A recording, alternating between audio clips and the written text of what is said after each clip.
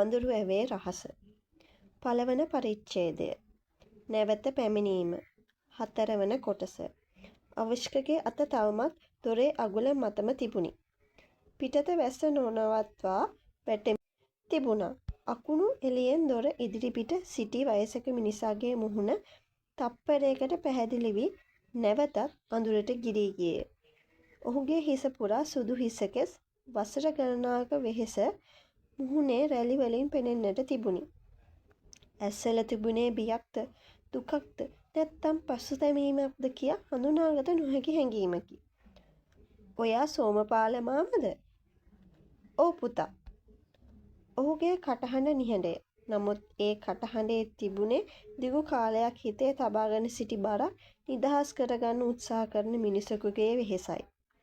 "ඇතුළට එන්න." අවිෂ්ක මදක් පසෙකට විය.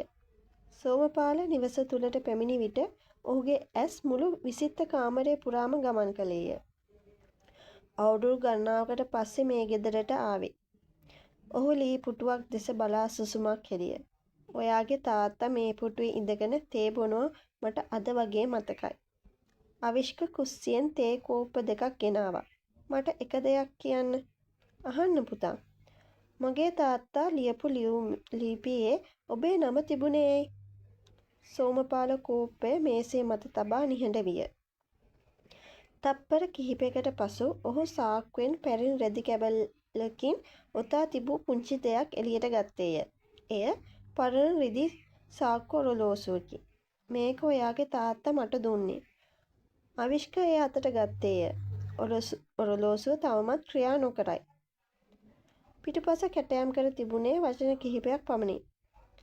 "කාලය හැමදේම සඟවන්නේ නැහැ. මේකේ තේරුම මොකක්ද?" සෝමපාල ගැඹුරු හුස්මක් ගත්තේය. "අපි 5 දෙනා යාළුවෝ. ඔයාගේ තාත්තා, මම, නිමල්, කරුණාරත්න සහ විජේ. ඡායාරූපයේ හිටි අය." "ඔව්." "එදා අපි වැවට ගියේ විනෝද වෙන්න නෙමෙයි. පරණ උමගක් ගැන ආරංචියක් ලැබුණා. ඒක බලන්න." "ඊට පස්සේ?"